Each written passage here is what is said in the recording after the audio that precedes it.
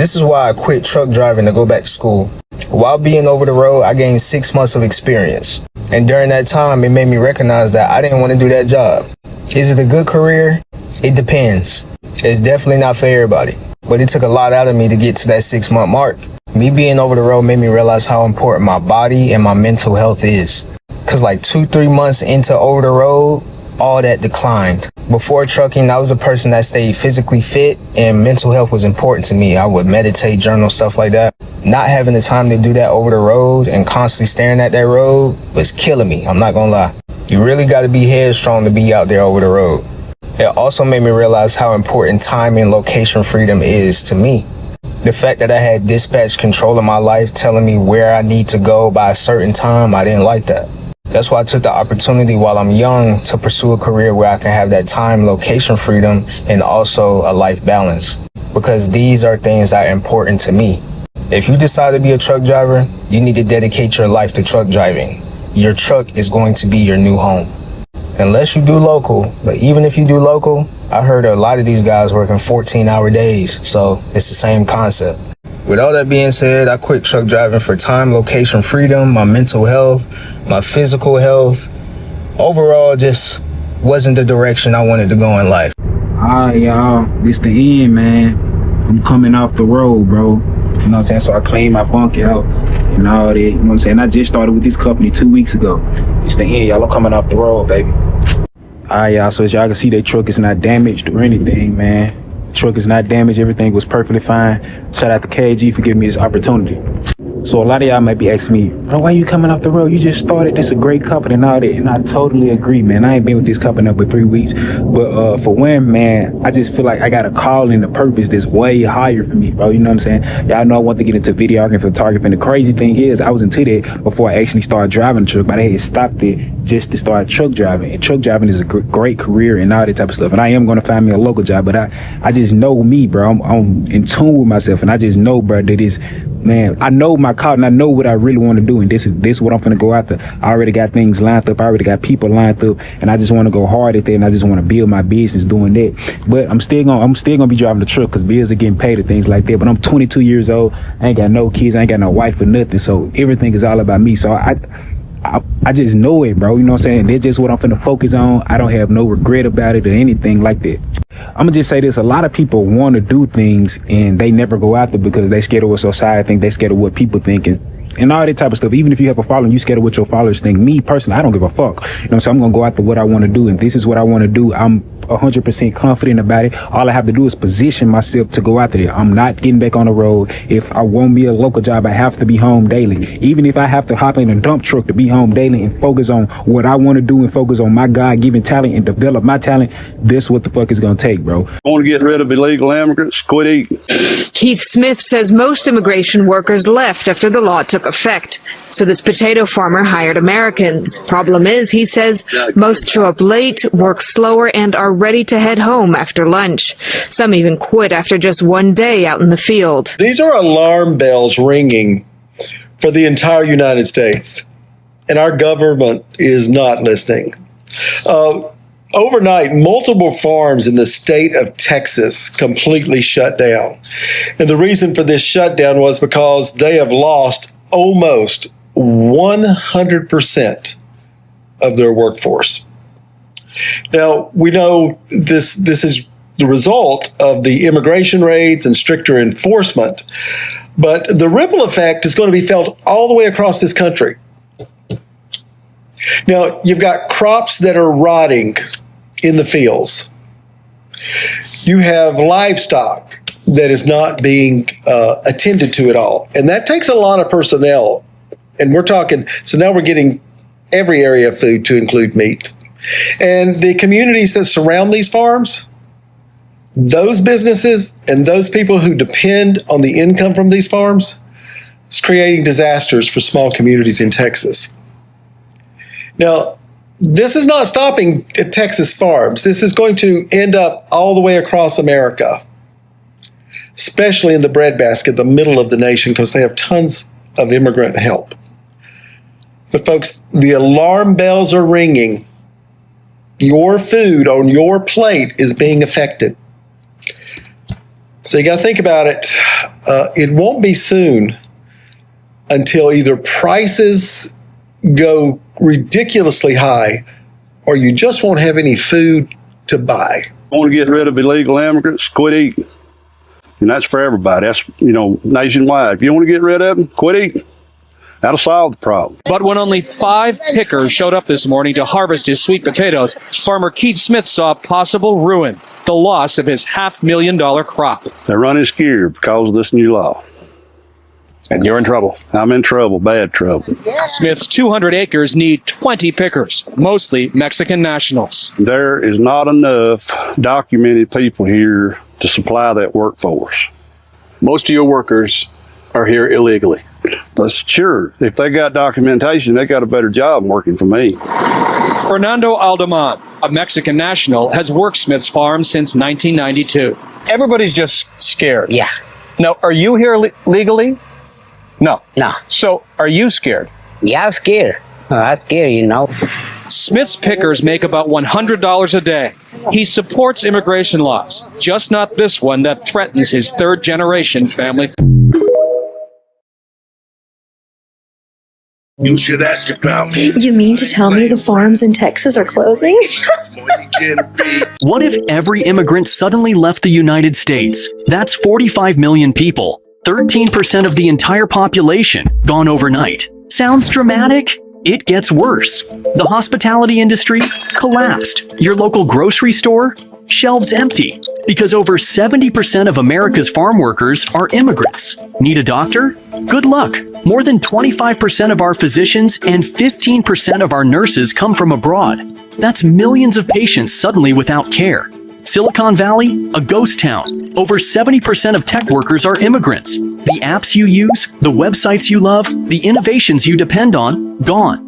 Construction, frozen. 1 in 3 workers building America came here from somewhere else. Meanwhile, our population is aging and our workforce shrinking. Without immigration, the system breaks. Immigrants aren't just part of the U.S. They keep it running.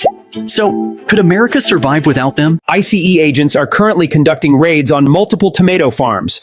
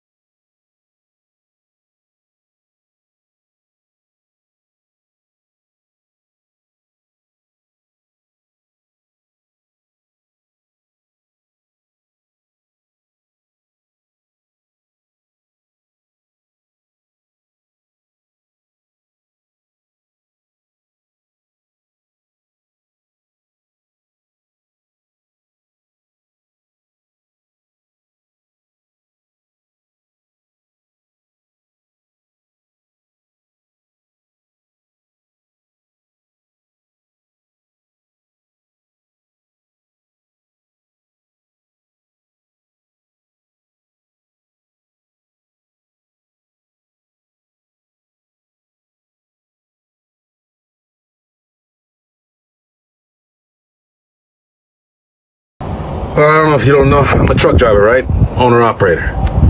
And unfortunately for a while now, how can I say it? A trucking recession. Truck drivers are falling like dominoes, giving up on the business. Today was an unusual day. A few of my friends, they post their trucks on Marketplace. They just want to get rid of them. They just want to move on. They're not too many people are looking at, in general, nobody wants to buy. So, like I said, today was a little unusual. A few of the guys called me up and said, why don't you take the trucks and give us a few dollars and pay us the rest in payments? And I was telling them, like, what you're going through, I'm going through the same way. So if I was to take the trucks, I'm going to park them, and they're going to be like table ornaments. They're going to gather rust. You can't afford to hire no drivers because it's not worth it. That's number one. There is no work. When is this going to end? I have no idea. This trucking recession, I guess what you're going to call it. I don't know. And the few guys that are doing okay, the only reason they're doing okay is they're doing Amazon Relay. If you don't know what Amazon Relay is, it's like an app where you pick certain moves that you want to do. And the only good moves on that app are called crosstowns, intermodal work. That's the only thing that's moving these guys around right now. Other than that, it's just pathetic. When is it going to end? I don't know. And I'm going to be honest with you. I done got almost all of them. I only got a few left. And I'm on one and another guy's on one. We're not even doing any good. Today, for example, came out, did a box, waiting on something else to come in, nothing else come in. What about tomorrow? It's not looking good either tomorrow. So I don't blame anybody that leaves the business right now because it's not worth it. You would think that the only business that wouldn't go down is trucking, because if you all know, everything in the stores and wherever you go, it comes from a delivery guy, driver that delivers shit. But unfortunately, that's not the case no more. God help us all, man. Peace out. So I've been going around TikTok and I want to know why a lot of drivers are beginning to quit or recent exiting of the trucking industry. If you know why, leave your comments below. I also have my own opinion. One thing I think is, for the new guys that came in during the COVID time that got excited by the high rates and all that stuff, all those companies that came in and thought that was the norm, I guess they're beginning to get this guy, they're beginning to leave because, they realize like that's not how the trucking industry works. And I also think, there are also new drivers, especially like the TikTok types, the new younger guys that thought like trucking is all about fun, making videos and all that stuff. They're going to become a millionaire overnight, and I also think there's a lot of false information about what the trucker is, the lifestyle and how to go about your career as a trucker, right? But I also think for the old guys, I think like a lot of them are going through like, a lot of truckers don't take care of their health. A lot of times when you go to the truck stop, you see a lot of people looking like really fat. I'm not trying to shame anybody, but they just sit and hold the steering wheel for hours. They don't walk out. The trucks stop food. They're not even healthy. So how would you be able to but you got to control yourself. That's your fault. But and also there's also a stat that says truckers live 10 years or 5 years younger than the average American because it takes a toll on your mental health and your lifespan.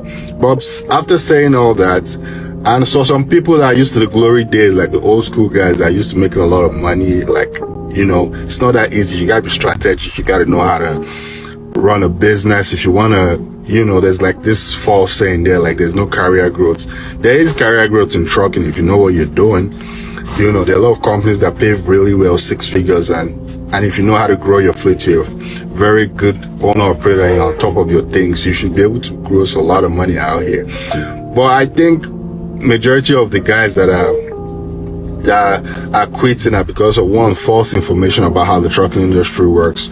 Two, they are not, a lot of them didn't take care of their health. Three, it's no more what it used to be for them, and so a lot of them are quitting. Farms in deep red Texas are shut down, and Donald Trump is the reason. Now, as you know, Donald Trump has shifted ICE from focusing on criminal immigrants to going after easier targets such as job sites to pump his numbers up.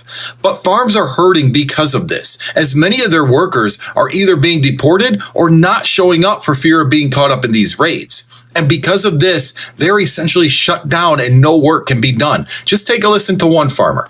3 weeks, it started to slow, but this last week or so has been huge. That's when it's like 0 people wanting to come out. And yeah, 0 people going to work the farms. And while, yes, these farmers are in the find out phase, we're all going to be in it, because they're talking that our food supply is going to be shut down or have major interruptions. And it's not just Texas, it's California and Washington. We are finding out that, yes, immigrants do help the American economy. Immigrants are part of the American fabric. We just didn't realize it till it was too late. I don't know, y'all.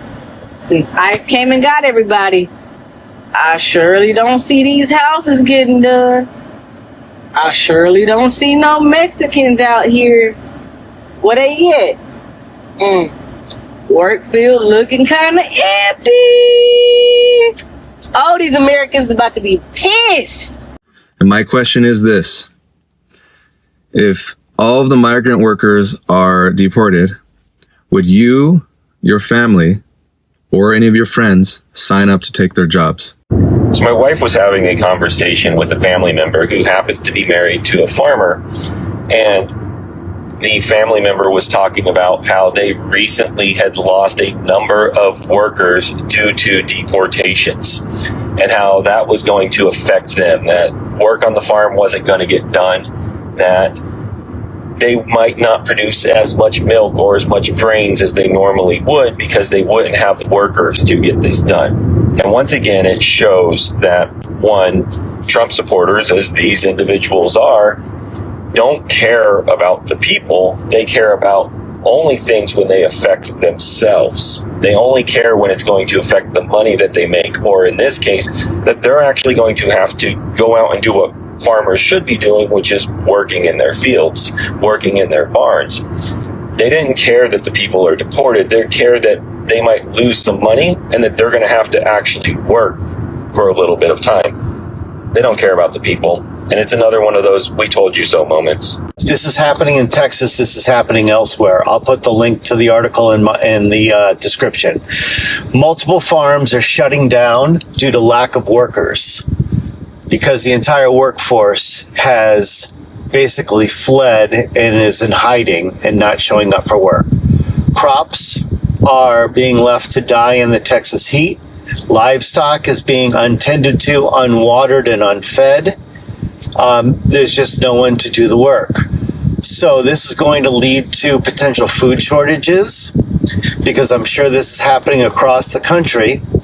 Most farm workers are questionably documented. No one else is willing to do the work. This is going to lead to shortages, and inflation is going to go back up as we're going to have to import food from outside.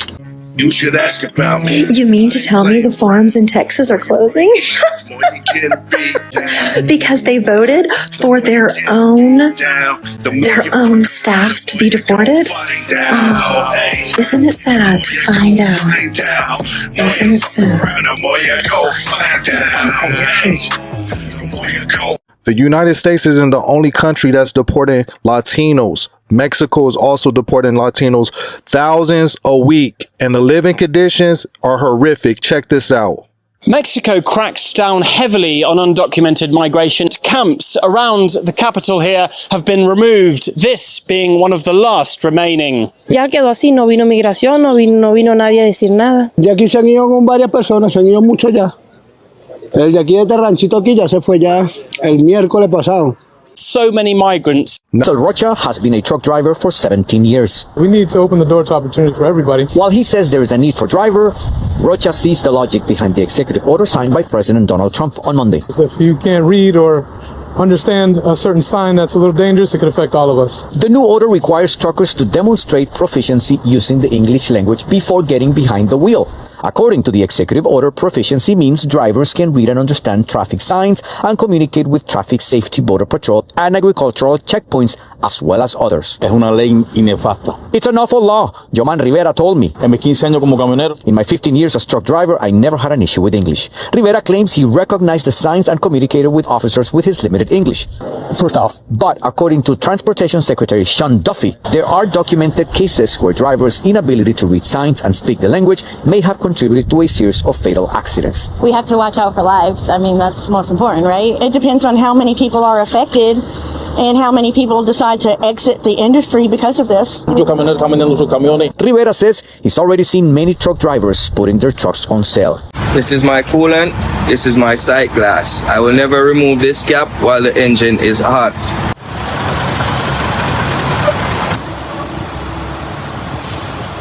With a car, they need some type of probable cause to pull you over. As a truck, it can just be 100% random. And they can just say, hey, let's inspect the vehicle together. Along the underside of my engine or transmission. I will. As of right now, they're not prepared to speak English when they're driving a truck because nobody's requiring that of them, right?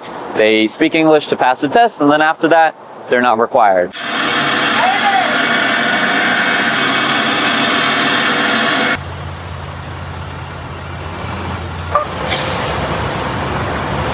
We have to let the examiner know that they are clean. You gotta check if it's clean, proper color, not breaking, or not missing. He passed the first test on the second, and well done. The reason why they're enforcing this law is because of the high accident volumes that are happening because of the signs. They're doing this because a lot of drivers are not able to read the signs. Obviously, it's about, international drivers that have come here for a better life, which is I'm all for it. I'm an Arab, born and raised in the city of Chicago, but at the end of the day, I have a lot of people in my community that are truck drivers, and they're very worried and paranoid about, what's going to happen. But you guys need to calm down. Don't get all nervous and frustrated. I just want you to be able to read, write, communicate. If you do not know at this point how to do that, I would suggest you take some time off from the truck, watch some videos or take a class, a couple of weeks of class, because you really only need basic words, right? And be able to read signs on the highway. That's really about it. So don't get too paranoid. If you don't know it, take some time off and study. Truck drivers, remember, today, the 25th of June of 2025, comes into effect the new executive order that Donald Trump signed up a couple months ago regarding all the truck drivers must understand, read, talk, and write properly English. So this is what I'm going to do. If I get pulled over at the weigh station, I'm going to try to record a video. We are all allowed to do that. When they are doing the inspection, you can record.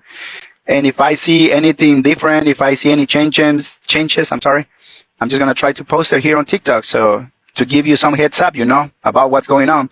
So let's do that. And let's hope that everything will be fine. Nobody knows how is that going to work. Even the DOTs, they don't know how is that going to work. So I'm just trying to remind you what's going on about the new rules. So just try to be all communicate, guys. And let's help us each other about this test or rules, whatever you want to call it. So that's it, guys. So my experience working in the trucking industry is that it's not worth it. I am now jobless, homeless, and don't have a vehicle because of how little money I made while in the industry. You can't make a living wage without a year's worth of experience, and you can't get those jobs without a year's worth of experience. When you demand to be treated like a human being in any of the mega carriers, they laugh at you, fire you, or find a way to fire you or get you to quit. And once you've burned through 3 of those mega carriers, the rest won't hire you. So as sad and unfortunate as it is, I'm a good driver. My deliveries are typically on time. I have a safe driving record, no violations. I take care of my truck. I'm clean. Just seems like I'll have to move on and try something else. So today is my last day as a truck driver and as an Oakley driver. I am about to turn in my keys.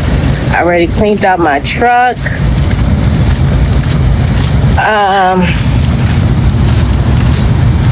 It's a bittersweet moment, honestly. Being a truck driver, I will say, is like no other feeling in the world. The freedom, the amount of freedom that you get, the different people that you meet. How you doing?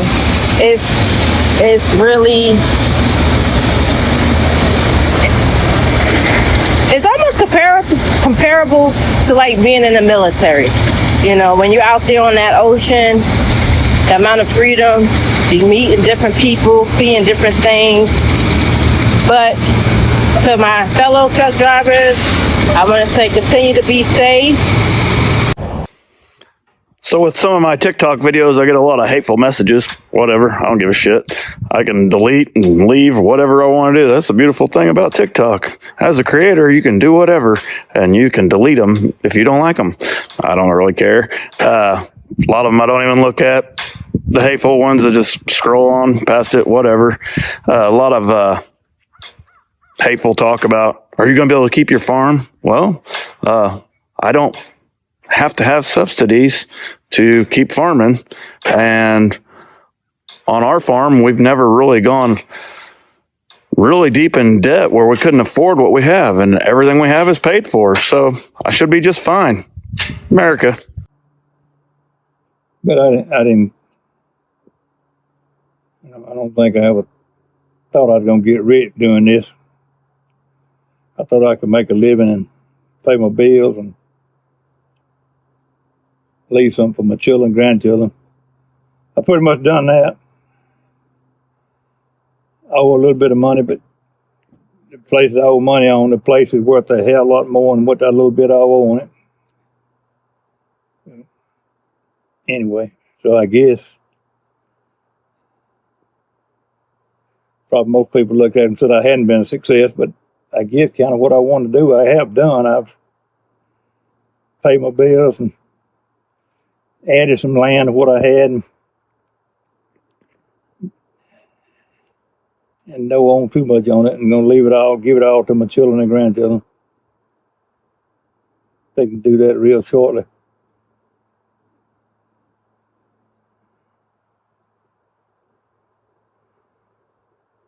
I've enjoyed it, except the bad times. Can't ever say you really enjoyed a harvest crop when you worked all year long and you come back and owe a bunch of money at the end of it, all your time, your labor. Can't say I enjoyed those times, but overall I enjoyed all of it. I couldn't ever done anything else and been happy because good Lord wired me up to be a farmer. You know, I put forth a lot of effort, I do know that. Did I always try my best? Probably not. I thought I tried my best, but don't know what I did or not, but I gave it a good shot at it.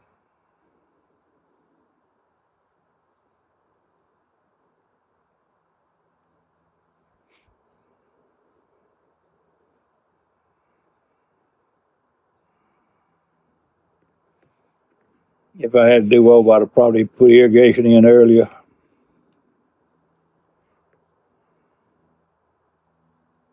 Maybe not farm quite so many acres, but try to do a better job with fewer acres, especially with irrigation. I want to put every square inch I could get in irrigation, and maybe got some long-term rent. You can put some irrigation on some of that stuff. Like if you get a 10-year lease or 15-year lease on some of it.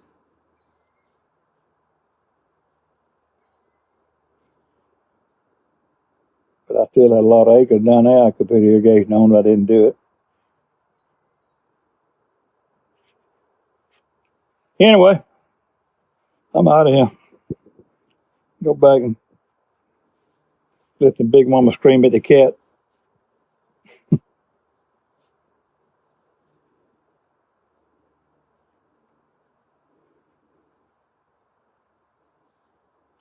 called a lady about putting a collar on the cat. The electronic deal, you know, where big mama keep it from getting all over the top of it. The cat can jump on top of anything. Big Mom said, no, can't have a collar on a cat. I don't know what I'm going to I guess he's just going to keep on screaming at him.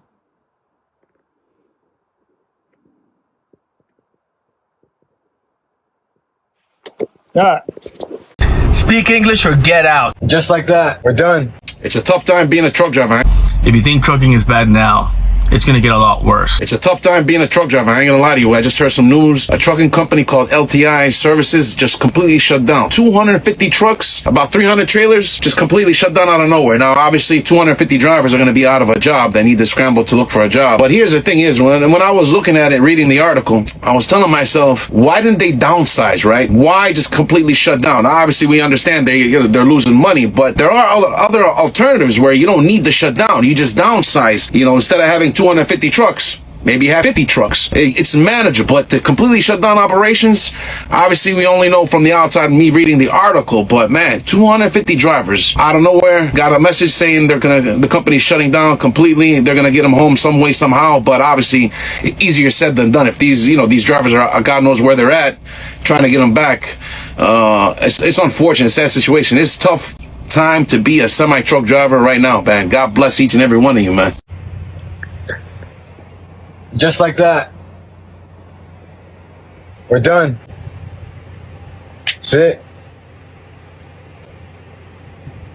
14 years on the road, or 14 years driving. It's time to hang the keys up. Literally, they're right there.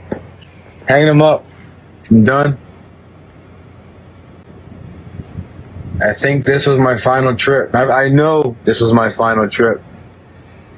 No more truck life. No more road life. Ready to go home and see what's in store. Y'all be safe on those road drivers. I'll still be here, but I said I won't be in a truck. I'll be home. So keep following me, see what I got going on. Should be an interesting journey. Peace.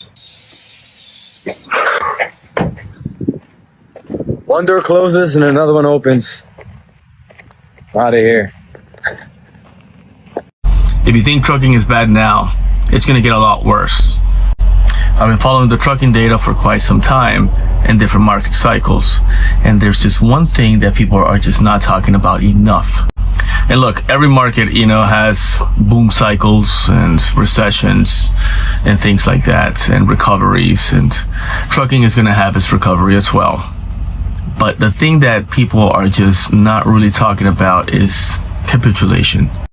If you look at every market crash out there, it starts going on a downtrend, on a downtrend, on a downtrend.